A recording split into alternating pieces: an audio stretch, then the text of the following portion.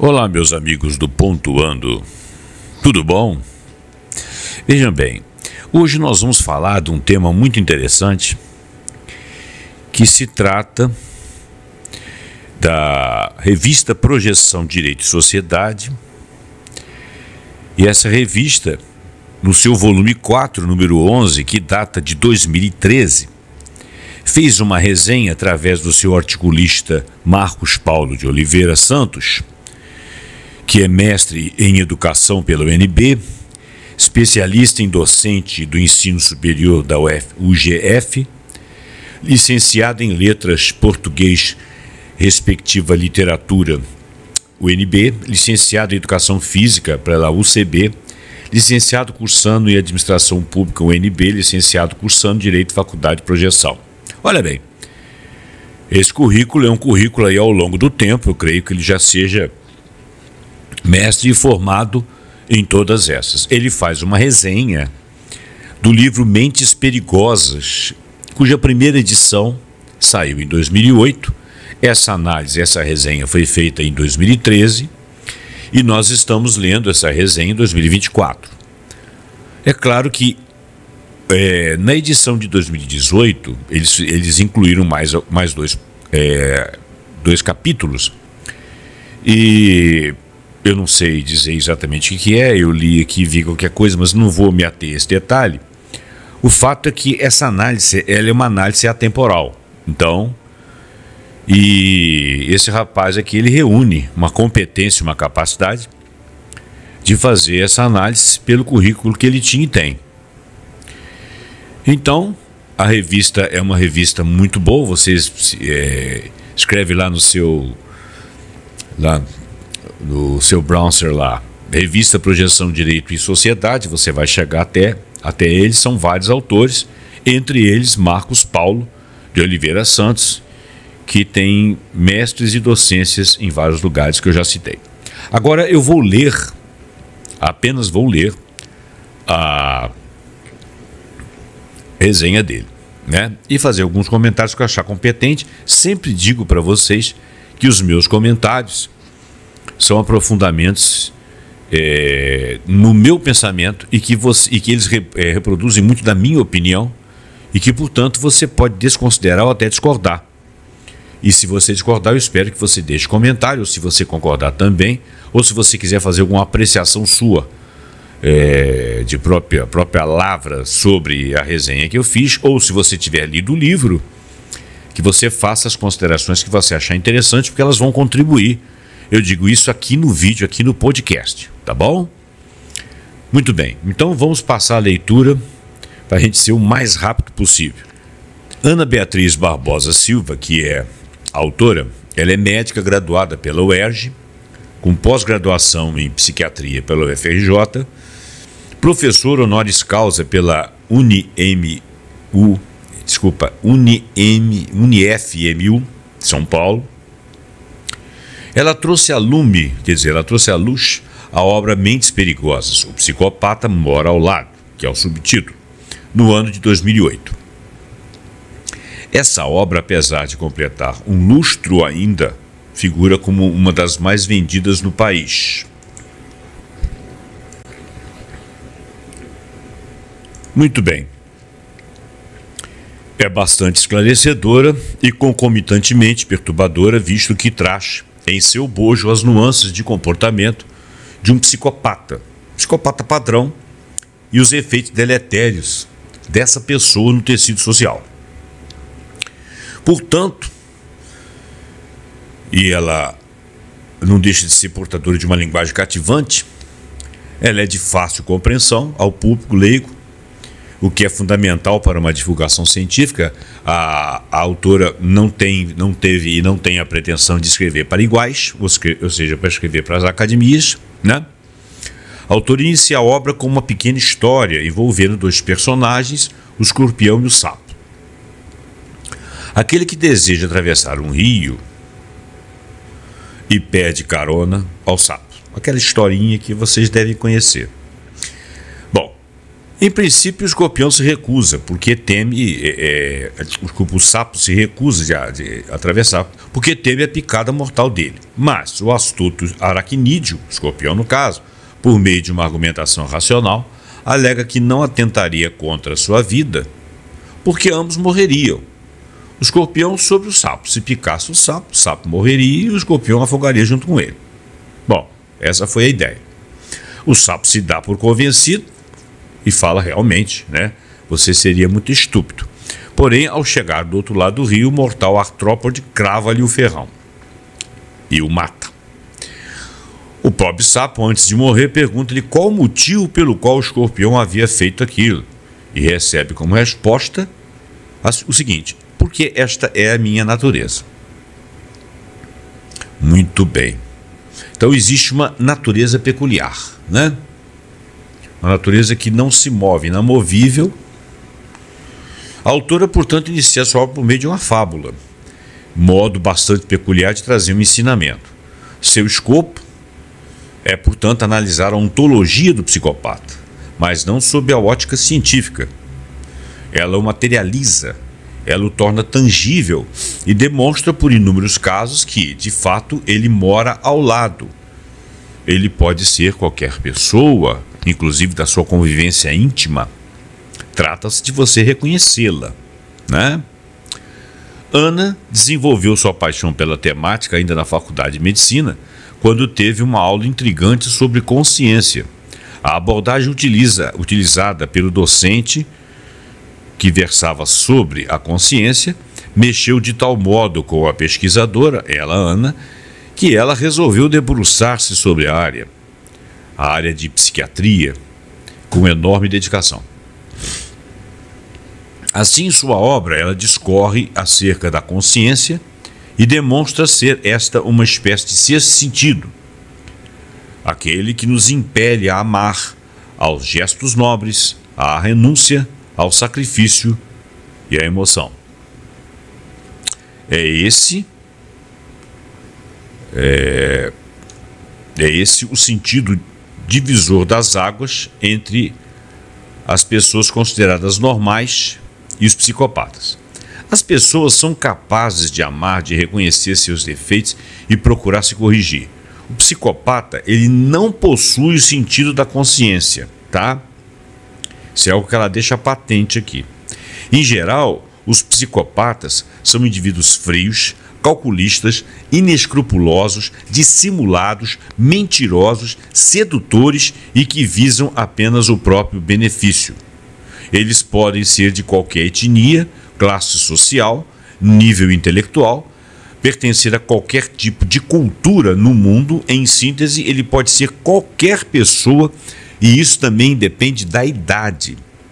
Tem sua parte cognitiva intacta, ele não é doente, perfeita, mas não possui a capacidade emotiva, falta-lhes essa faculdade. Eu não sei, eu falei aqui a palavra que ele não é doente, eu não sei se eu poderia classificar como doença mental.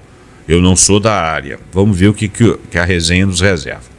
Ora, não se trata aqui de arquétipos tipo serial killer, comuns na sétima arte, ou seja, no cinema, que nos causam pavor nas películas de suspense, duelando contra bons investigadores e policiais, a eterna luta do mocinho contra o bandido. Não é nada disso.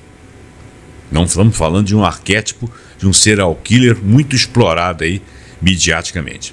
A autora rompe esse paradigma, demonstra que o psicopata quer satisfazer as suas necessidades imediatas. Tá?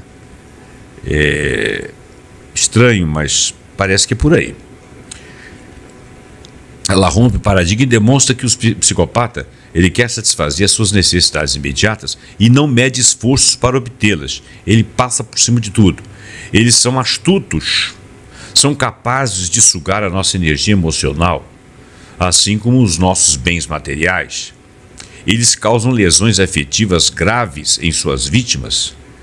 Eles fazem de tudo para obterem vantagem e dominarem suas vítimas. Enfim, são vampiros, conforme a própria autora os descreve. Ela demonstra inúmeras situações que são casos do cotidiano de pessoas que foram vítimas dessas mentes do mal. Esses exemplos denotam o quanto se deve ter cuidado com quem nos relacionamos. Diante disso, cabe a pergunta: mas em quem confiar? Como que você vai saber? A própria autora diz que há duas notícias, uma positiva e outra negativa. A má notícia é que verdadeiramente existem pessoas que não possuem consciência ou sentimentos nobres e por isso mesmo não podemos confiar nelas de maneira alguma. A boa notícia é que esse número de pessoas psicopatas é bastante reduzido. A maior parte das pessoas, em torno de 96% da população humana, possui uma base ética moral consolidada e tem senso de responsabilidade, de decência e de compaixão. Quando ela fala de 96%, ela está excluindo, obviamente, de todas as mentes que são sãs que estão ativando. Porque existem pessoas que têm problemas psiquiátricos, que não são psicopatas, mas que têm alguns problemas psiquiátricos, outros têm algumas neuroses que são incapacitantes. Ele está falando das pessoas com que você lida no cotidiano, que são articuladas, que você trata, que moram do seu lado, que são vizinhos, que participam de reuniões, que trabalham, que ganham dinheiro, que vendem, que compram, que são casados, que têm filhos, etc. 96% dessas pessoas que você convive, dá 100%, excluindo algumas que estão isoladas por seus problemas particulares. 96% dessas pessoas são pessoas que têm uma base ética e moral consolidada, senso de responsabilidade, decência e compaixão, e algumas escorregam, não são necessariamente psicopatas. O psicopata não, ele pertence a 4% da humanidade que são capazes de coisas terríveis com a cara mais limpa do mundo, porque eles não têm aquela questão emocional de se envolver, ou ética ou empática, tá? A dificuldade em identificá-los está na entranhada nossa própria cultura, sobretudo em dois aspectos. A cultura da esperteza, que consiste em levar vantagem sobre os demais, isso tem a ver com o brasileiro, utilizar-se de meios escusos para devidos fins. E a peste do coitadinho. O psicopata, a fim de ludibriar o nosso campo emocional, faz-se de vítima, porque ele não tem as emoções, mas ele sabe que você tem. A meu ver, da autora, esse é um dos recursos mais comuns e constantes das pessoas inescrupulosas. Muito mais que apelar para o nosso sentimento de medo, os psicopatas, de forma extremamente perversa, apelam para a nossa capacidade de sermos solidários, por exemplo, com eles, tornando-nos joguetes em suas mãos, porque eles sabem manipular os sentimentos, embora não os tenham. Quando sentimos pena deles, estamos entregues completamente ao jogo das suas emoções, das nossas emoções, encetado pelos psicopatas. Um jogo que ele produz, né? Nos enredando e sabendo que nós somos susceptíveis, enquanto que ele manipula aquilo ali distante, porque ele não as tem. Essa compreensão é fundamental para que o exegeta das ciências jurídicas, porque a faina jurídica enseja muitos casos em que somos arrebatados pela emoção, e isso pode obnubilar a nossa razão e senso de justiça e também de imparcialidade nos julgamentos. Ele está falando enquanto jurista, porque ele é um cara que estava ali ligado à área de... naquele momento ele estava ligado à área de direito. Ele tem uma série de diplomas, né, de estudos avançados, entre eles o do direito, você viu aí pelo que eu falei. Além dos casos relatados por pacientes em sua clínica, Ana Beatriz também discorre sobre algumas características dos psicopatas, obviamente motivadas pelos seus estudos. Além das já citadas, eles se caracterizam pela superficialidade e eloquência, são articulados, brincalhões, possuem o poder de cativar as pessoas por meio de palavras, utilizam-se de termos técnicos, de diletantismo para causar uma boa impressão nos incautos, né? São também egocêntricos, megalomaníacos, são narcisistas, têm mania de grandeza, acham-se superiores a tudo e a todos. Além disso, são extremamente hábeis em culpar as outras pessoas por seus atos, eximindo-se de qualquer responsabilidade. Eles são extremamente frios. Eles se caracterizam também pela ausência de sentimento de culpa. Eles não sentem culpa. A ausência de empatia. Eles não conseguem se colocar no seu local para ter a sua visão particular e pessoal. Ele sequer imagina o seu íntimo, até porque ele não faz questão de fazê-lo, porque as emoções, como tocam você, não tocam a ele, não fazem parte do seu cotidiano. Então ele não se presta àquilo. Empatia para ele não tem significado, né? Isso em decorrência da noção de consciência apresentada pela autora. a noção de consciência. Eles não têm a consciência, né? Falta-lhes essa faculdade. Eles não têm consciência, logo não podem amar, não podem sentir culpa, responsabilizar-se pelo outro, ter compaixão, porque eles não conseguem fazer uso da consciência como uma coisa global que nós temos, que nos fazem fazer tudo isso. Em decorrência de tudo isso, não seria difícil constatar que também se caracterizam pelas mentiras, trapaças e manipulação. Ora, a mentira é algo natural e justificável para eles sob o ponto de vista moral. Quer dizer, para eles não, para nós. Mentimos por necessidade para proteger alguém, etc. No caso do psicopata, a questão é mais ampla. Eles não mentem com essa característica. Eles mentem com a vontade de mentir mesmo. E sem sentimento de culpa. Portanto, aquilo ali é como se fosse um dado que eles têm na mão.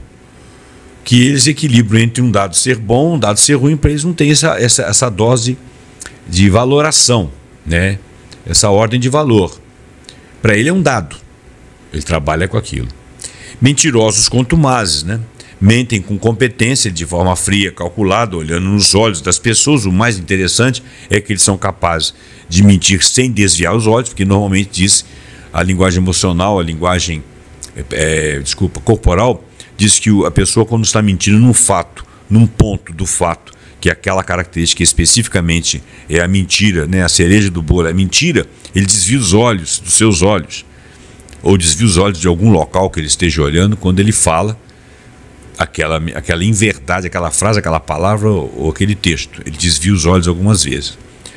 Ele, psicopata, não faz, né? São tão habilidosos na arte de mentir que muitas vezes podem enganar até mesmo os profissionais mais experientes do comportamento humano, aqueles que estão ali para observar quem está mentindo. Por exemplo, os psicólogos, pessoas instrumentalizadas para fazer arguições, no caso de polícia, no caso de investigações. Para os psicopatas, a mentira é como se fosse um instrumento de trabalho. É utilizado de uma forma sistemática e motivo de grande orgulho, ele se orgulha daquilo. O psicopata ainda possui uma pobreza emocional. Ora, é um pouco redundante essa autora abordar tal característica, disse aqui o rapaz, visto que ela defende em toda a obra que os psicopatas não têm uma consciência genuína, ou seja, eles são incapazes de amar. Eu diria mais, né, Zé Roberto, eles são capazes de qualquer tipo de sentimento. Talvez eles não tenham nem mesmo um ódio, mas apenas um desprezo. Mas como há gradações em tudo no que concerne à saúde mental, torna-se importante destacar também essa característica. Eles não têm consciência genuína, são incapazes de amar, eles têm uma pobreza emocional. Vamos dizer que eles tenham algum resquício de emoção. Por exemplo, quando você é indiferente a alguém, você pode estar simplesmente ligado numa tecla do foda-se. Sim. Mas você pode estar fazendo aquilo ostensivamente também. Mas aí você tem algum tipo de emoção. A emoção de querer espezinhar o outro. Você está interagindo. O psicopata, ele não interage com as emoções. Ele simplesmente vê a outra pessoa como alguém bobo por ter aquilo que ele não tem e que torna a forma dele de agir fácil. Então ele está te enganando baseado naquilo que ele reconhece em você, que ele não tem e que ele consegue burlar. São leituras que eu, Zé Roberto, estou fazendo. Tá? Então, eu concordo aqui com o autor. Falar de pobreza emocional, ele não tem pobreza, ele tem nulidade emocional. Mas ela é uma psicóloga, uma psiquiatra. Não vou discutir com ela, não. Né? Isso é uma visão minha, você pode até desconsiderar. Vamos continuar, até porque eu não sou da área e de repente você que está me ouvindo é. E se você for, coloca aqui a sua contribuição. Muitas vezes os psicopatas querem convencer as pessoas de que são capazes de vivenciar fortes emoções, porém eles sequer sabem diferenciar as nuances existentes entre elas. Confundem amor com pura excitação sexual, tristeza com frustração e raiva com irritabilidade. Eles têm algum tipo de emoção, porque se eles têm irritabilidade e pensam que é raiva, olha, quem fica irritável é alguém que pode ser tocado na sua emoção, né? Quem tem alguma atração e desejo por alguém e confunde isso com amor, ele tem algum tipo de sensação. Mas sensação não é emoção? A psicóloga vai me dizer. Talvez eu possa comparar a sensação de estar irritado com uma coisa diferente de sentir raiva. Talvez raiva seja uma emoção mais complexa do que simples irritação. Eu não sou psicólogo. Vale a pena a gente fazer essas inferências. Muitos psiquiatras afirmam que as emoções dos psicopatas são tão superficiais que podem ser consideradas algo bem similar ao que se denomina proto-emoções, ou seja, aquilo que estaria, vamos dizer assim, na gestação de um ser para que ele seja completo. Respostas primitivas a necessidades imediatas.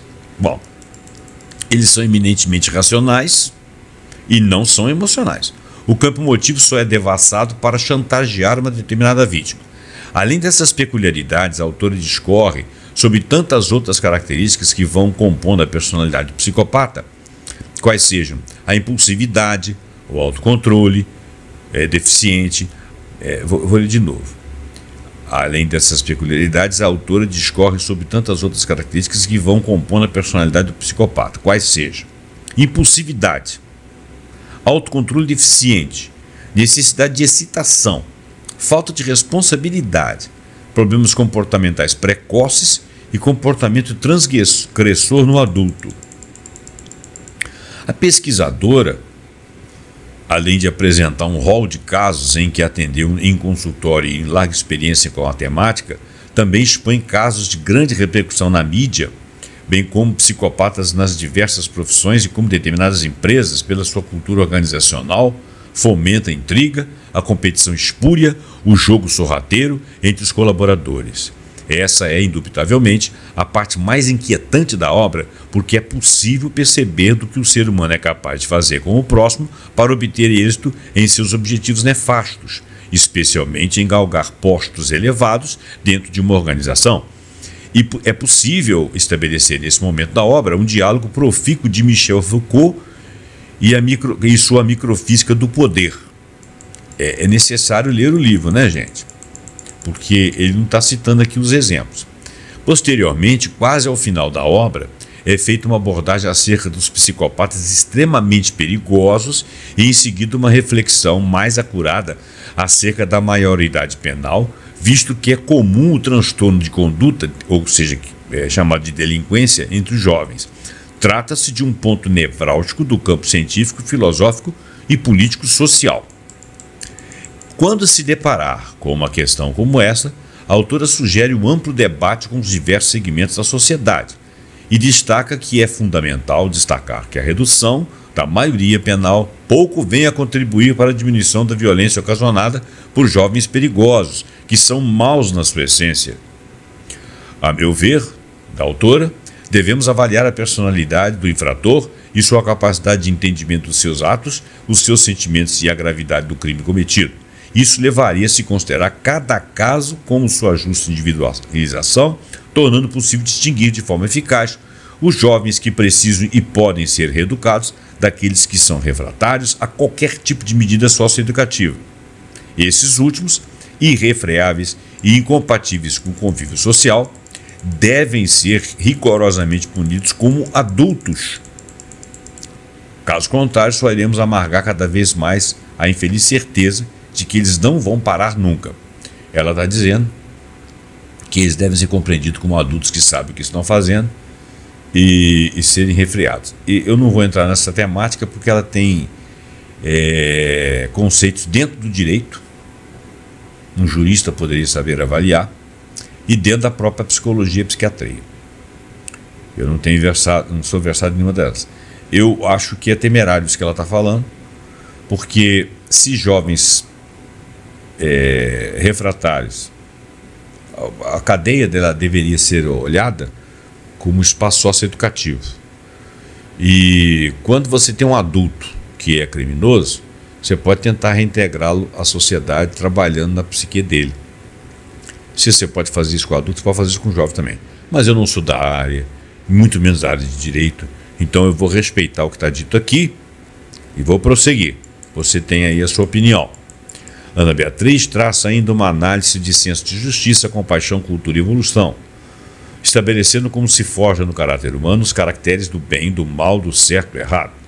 E demonstra que no caso do psicopata, o melhor a ser feito é envidar esforços para auxiliar suas vítimas, porque ele próprio não tem cura. Para os profissionais de saúde, esse é um fator intrigante e ao mesmo tempo desanimador, uma vez que não dispomos de nenhum método eficaz que mude a forma de um psicopata se relacionar com outros e perceber o mundo ao seu derredor. É lamentável dizer, por enquanto, tratar um deles costuma ser uma luta inglória. Você está tratando alguém que não tem capacidade de recuperar ou de volver para algo bom. Na realidade, recuperar seria readquirir qualidades que ele já nasceu sem elas. Então fica a pergunta, isso é uma doença? Né? É como se você tivesse nascido sem uma perna, nascido sem um braço. Mas será que o psicopata pode ser envidado a conviver com a sua dificuldade? Só se ele tomar algum tipo de consciência, que é a capacidade que ele não tem. Então, quer dizer, ele seria o quê? Um deficiente? Complicado isso, né? Diante disso, ele apresenta ao final da sua obra um manual de sobrevivência no qual constam algumas dicas gerais para lidar com psicopatas que são apresentadas a seguir. Saiba com quem você está lidando. 2. As aparências enganam. 3. Não se esqueça de considerar a voz da sua intuição. 4. Abre os olhos com pessoas maravilhosas ou excessivamente bajuladoras. 5. Certas situações merecem atenção redobrada. 6. Autoconhecimento também é fundamental. 7. Não entre no jogo das intrigas. 8. Cuidado com o jogo da pena e da culpa. 9. Não tente mudar o que não pode ser mudado. 10. Nunca seja cúmplice de um psicopata se você souber e perceber que ele é.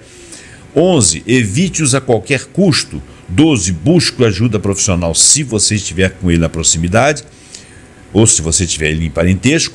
13. Dê valor à sua capacidade de ser consciente. A obra é um convite à reflexão da sociedade odierna, marcada pela pusilanimidade, pelo hedonismo, pelo materialismo, pela banalização da violência. Não se configura uma abordagem tão nova para aqueles que já têm uma bagagem literária e vivência em problemáticas humanas, com certeza. Mas ainda assim, ela agrega valor à obra, agrega valor aos acadêmicos e pessoas de uma maneira geral, porque é visto por uma linguagem bastante envolvente, mas muito simples, em que você pode raciocinar sem que a pessoa esteja falando algo que você não tem capacidade de entender. Perpassa na leitura da autora que vivemos em tempos líquidos, citando aí o Zygmunt Bauman, para nos remetermos ao velho Bauman, né? Essa liquidez causa essa pandemia de violência na sociedade. Torce-se pelo vilão ao invés do herói, prefere-se a esperteza e levar vantagem ao invés de aguardar pacientemente de maneira justa a própria vez de obter alguma coisa, prefere-se a vida regalada e fácil dos prazeres materiais, ao invés da obtenção desses mesmos bens por meio do trabalho honesto e justo. Enfim, há uma inversão de valores bastante grave. É nesse sentido que a obra é perturbadora, porque se tornaram corriqueiros os comportamentos desviantes e isso precisa mudar. José Saramago diz: se podes olhar, vê. Se podes ver, repara. Reparar as pessoas que nos cercam é a proposta desse livro, do livro da Ana Beatriz. Além, obviamente, do convite à edificação de um mundo melhor, mais justo e bom, e isso não é utopia, é o exercício da consciência genuína, o amor.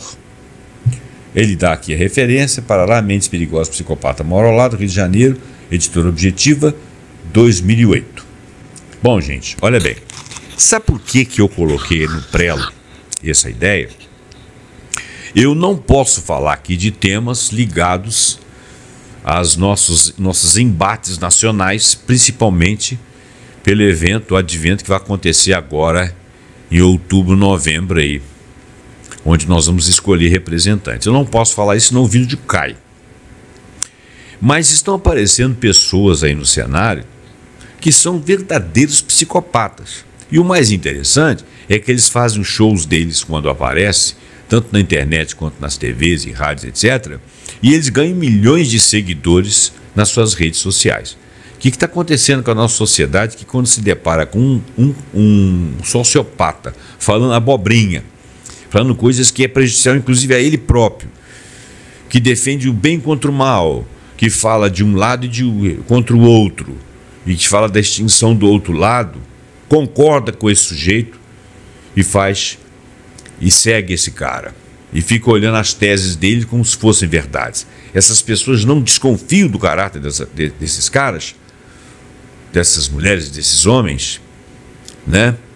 Eu não vou falar muito porque senão o algoritmo detecta o que eu estou falando e o vídeo cai. Já passei por isso, é muito desagradável. Então, gente, fica aí a mensagem. Se você puder ler esse livro, é de um ganho incomensurável. Essa resenha foi muito boa. Eu fico agradecido aqui ao rapaz, né? Ao Marco Antônio. Marco Antônio, que fez essa... Na revista Projeções de Direito, Marco Antônio, falei errado. Marcos Paulo de Oliveira Santos, tá? O Marcos Paulo nem sabe que eu existo, não sabe que eu li aqui a resenha dele de 2013. Espero que ele me veja e ouça. Se ele quiser reiterar, deixar aí algum comentário, eu ficaria feliz da vida. Gente, muito obrigado pela sua atenção. Deixa comentário, dá seu link, compartilha, assina o canal, aperta o sininho para você ser avisado quando tiver outros vídeos no Prelo, outros vídeos para você assistir. Me dá essa força aí, porque se você disser que gostou, comentar, você me causa engajamento e com isso aparecem mais pessoas e o vídeo é mais mostrado, eu corro o risco que ele seja mais popular. Tá bom? Muito obrigado e até o próximo programa pontuando com alguma ideia que eu achar ou que nós acharmos muito interessante. Até lá.